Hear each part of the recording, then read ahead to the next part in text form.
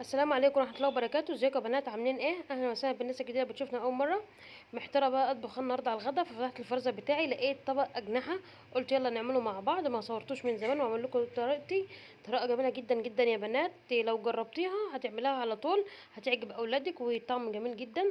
ومش مكلفه خالص وسهله وبسيطه خطواتها، يعني خطواتها بسيطه خالص. اهم حاجه بس بنغسلها كويس ونتبلها تتبيله حلوه، والتتبيله بتاعتها بقى اللي هتحكم ان كان طعمها حلو ولا مش حلو. فانت جربيها وقولي لي رايك ايه في الكومنتات، وحاسه انتوا تكتبوا لي في الكومنتات رايك ايه. جبت هنا طبق اجنحه بتاعي اهوت. انا شاريه الطبق دي كده حوالي كيلو. تمام. كنت حاطاه فين بقى؟ في الفريزر كده اهو. فهو بيبقى هو جاي لي كده، انا لسه اول مره افتحه معاكم اهوت. تمام. جاي نضيف ما شاء الله، وما فيش فيه اي ريحه زفاره ولا اي حاجه، نضيف. بس احنا برضو هنشيل بقى الزوائد بتاعته، وهنغسله كويس جدا وهننقعه بمحلول النقع بتاعه اللي مش هيخلي ليه اي ريحه زفاره. بس للامانه والله العظيم لا كان لي ريحه زفاره ولا كان لي ريحه اي حاجه، كانت جايه نضيفه وشكل يعني إيه يعني ناس اللي بشتري منهم دول شكلهم نضاف اساسا. الفراخ مش جايه زفره، الاجنحه مش جايه زفره ولا حاجه. هفكها بقى هنا هي. تمام. وهبدا بقى نقطع الزبادي بتاعتها ونقطع الزفره بتاعتها ديت. الجزء ده انا مش محتاجاه، اللي هو الضفر بتاعه انا مش محتاجاه. فانا هقطعها هقطعها.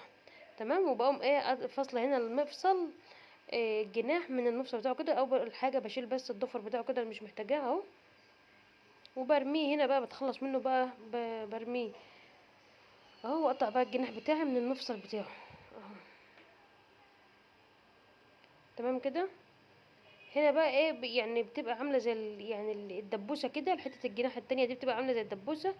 وبصراحه احنا بنحبها، اللي بيحب الاجنحه يعمل الطريقه ديت وان شاء الله تعجبه. وفي طريقه، في كذا طريقه للاجنحه دي، مش الطريقه دي بس اللي انا معتمداها، لا انا بعمل كذا طريقه. بس انا كنت حابه ان انا اعملها بخضار وكده.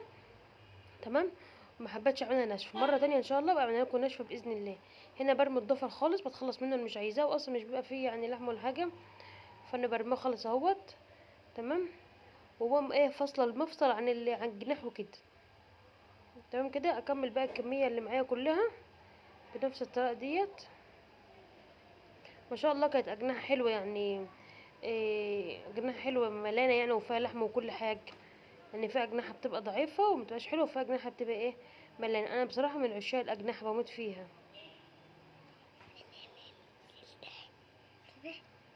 جميله جدا اهيت.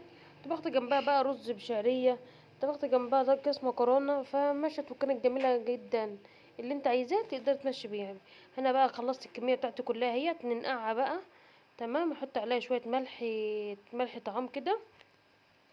تمام. واحط عليه معلقتين من الخل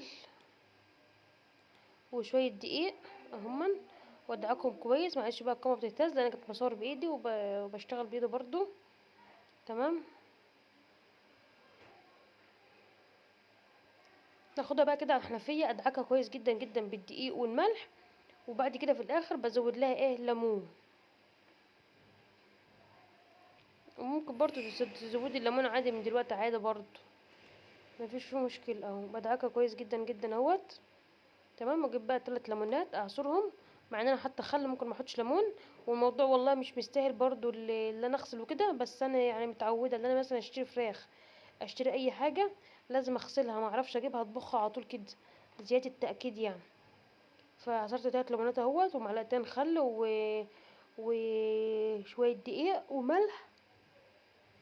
ودعكتهم كلهم اهما. نسيبهم بقى كده قيمة ربع ساعة نص ساعة لحد ما اخلص اللي حواليا. تمام. واجهز بقى بقية الطلبات اهي. جهزت هنا بقى بطاطساية وثلاث حبات بصل وقرن فلفل متقطع. تمام. هبدأ بقى اقطع هنا البصل بتاعي شرايح. انا عايزاه مدور كده. تمام. بس انا هبدأ بقى افكه من بعضه. هبدأ افكه من بعضه.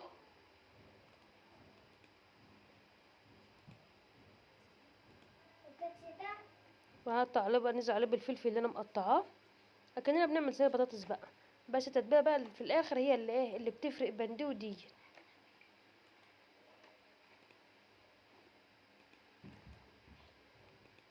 تمام. قطعت البطاطس بتاعتي اهيت. وما شاء الله حطيت البطاطس مع الاجنحه، كان كله طلع دايب وكله طلع مستوي جميل.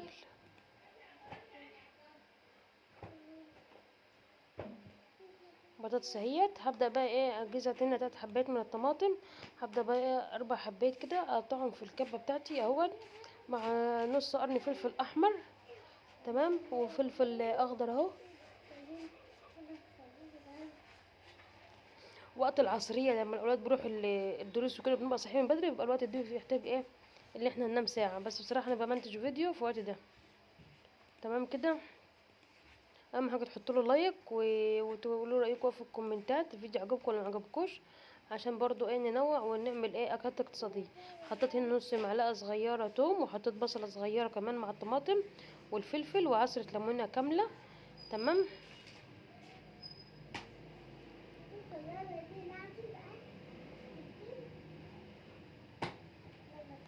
هبدا احط البهارات بتاعتي بقى، فلفل اسمر وبهارات فراخ، وحطيت ملح وحطيت معلقتين زيت اهوت، واحط برضو معلقه خل، واحط كمون وبهارات مشكله وبابريكا تحطوا البهارات بتاعتك اللي احنا متعودين عليها، مش حاطه حاجه زياده يعني. هضربهم بقى في الكبه، وحطيت برضو معلقه من صويا صوص، واحط برضو دبس رمان عشان خاطر ايه تظبط اللون بتاعنا، تمام. ضربت كله كده في الكبه كده مع بعضه كده، وحطيت برضو معلقتين خل في الاخر اهوت. هقفل الكبه، وده شكل الخليط بتاعنا اهوت. بعد ما اتضرب كله في الكبه كده، هنزل عليه بقى بالاجنحه بتاعتي اهيت بعد ما صفتها كويس جدا جدا في مصفى.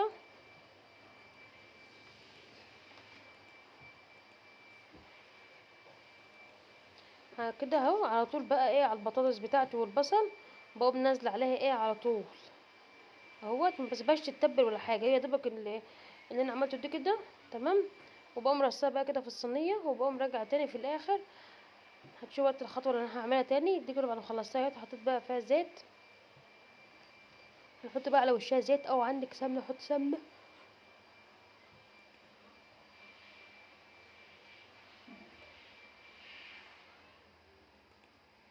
تمام. هي بقى كده هنا بقى ايه جاهزه بقى اللي انت تدخلها على طول ايه الفرن بتاعك، تمام. شكلها جاهز اهوت. كنت انا حطيت ايه نص كوبايه ميه بس مع الطماطم وهي بتتضرب، نص كوبايه ميه. هنا بقى ضربت بصله صغيره كده مقطعه على ايديا كده، هعملها مرته كانك بتحشي طيور يعني، هعملها مرته. وبقوم رشاها بقى كده على صينيه البطاطس بتاعتنا.